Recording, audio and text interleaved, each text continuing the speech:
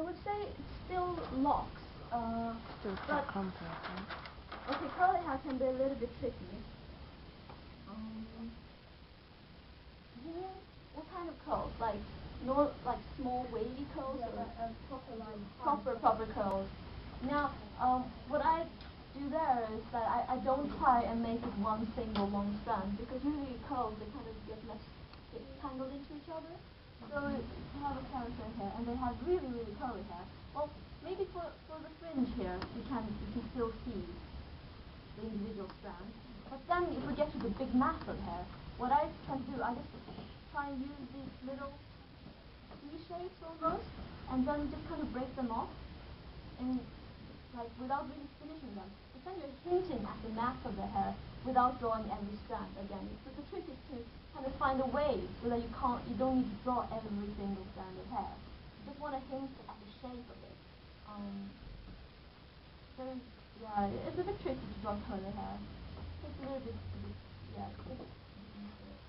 That's what I would usually do. The way you measure a person's height when you draw them is usually in head height, because everything's relative. Depending on how big you draw the head, you have to draw the body proportionally to that. I'm just going to draw a standard 8-head tall person.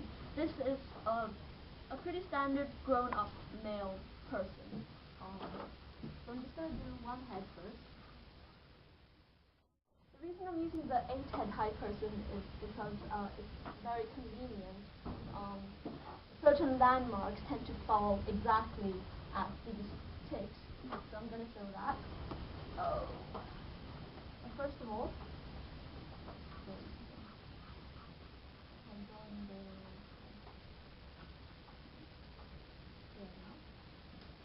okay. Now one head down here is where this guy's nipples will be. It just falls out that way. I didn't make it that way. Another head down is where the belly button will be. And then another head down is at the end, it's basically where the crotch is. So from the distance from the top of the head to the crotch is the same distance as from the crotch to the bottom of your feet. The legs are half your body height. That's the proportion that that applies to any grown-up character. So no matter if they're 8 heads tall or 7 heads tall or 6 heads tall, if they're grown-up, that's usually the proportions you'll be working with. Shoulders. Now for a male person, the distance between the two shoulders is about 2 to 2.5 heads wide. So guys tend to have wider shoulders. But yeah, fairly wide shoulders. What else? Well, here, the rest of this distance is just legs.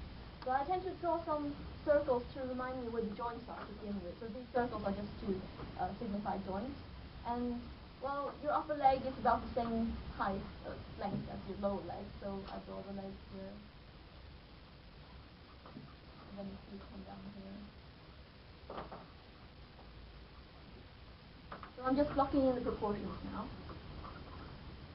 Now, your elbows are pretty much at the level of your belly button. You can feel that on yourself, like it's slightly higher than the belly button. But this is also a universal proportion for everyone. And then your wrist comes down to basically where the hips are. So it's at this hip point, at the crotch level, like that. And then when you stretch your hands down, they reach about halfway down your thigh.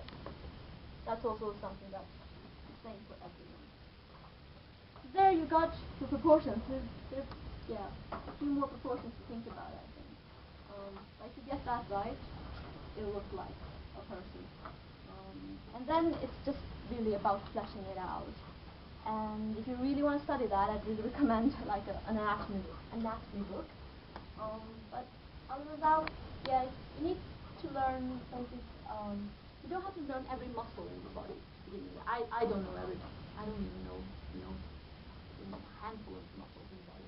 What I did was I just studied like profiles of body parts.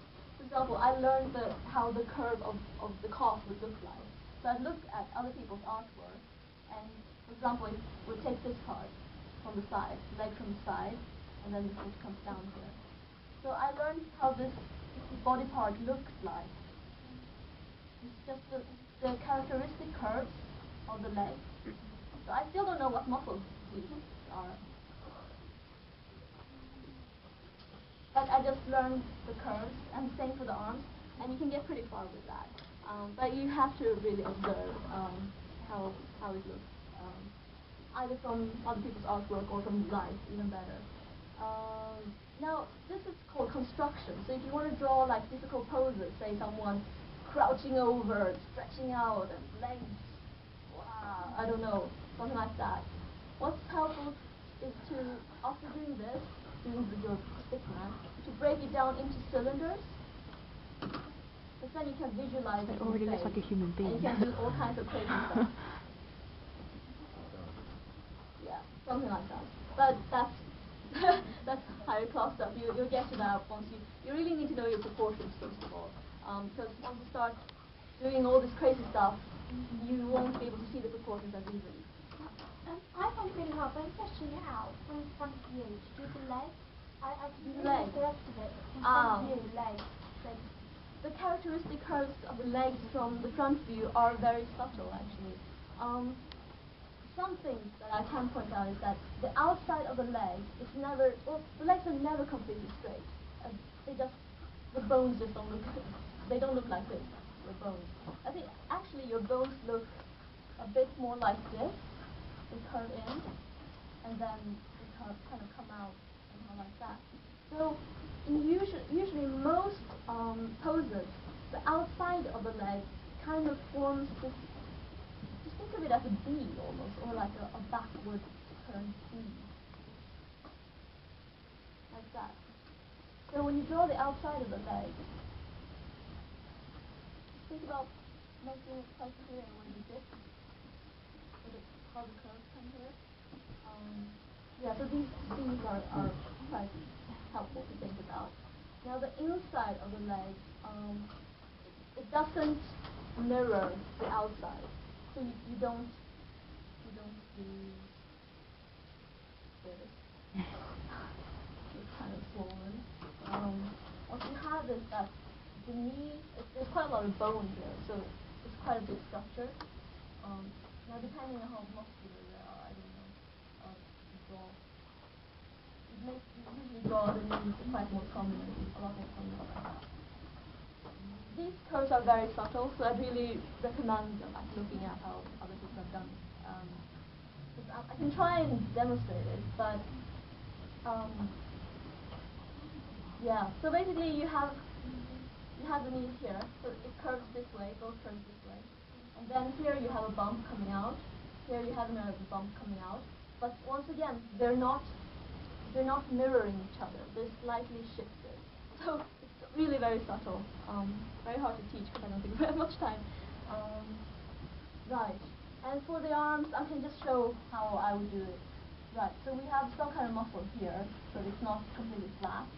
And then we have the some kind of a bone, and then what's this called?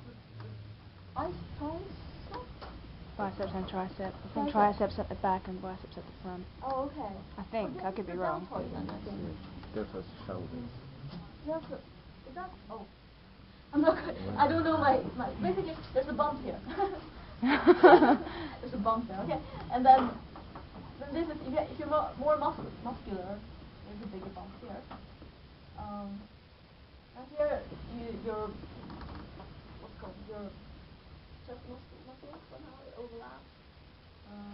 Here, once again, at the elbow, you have bones that kind of goes in there. And then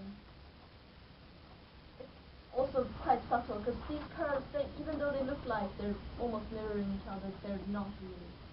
So I would really recommend taking a look at both of them.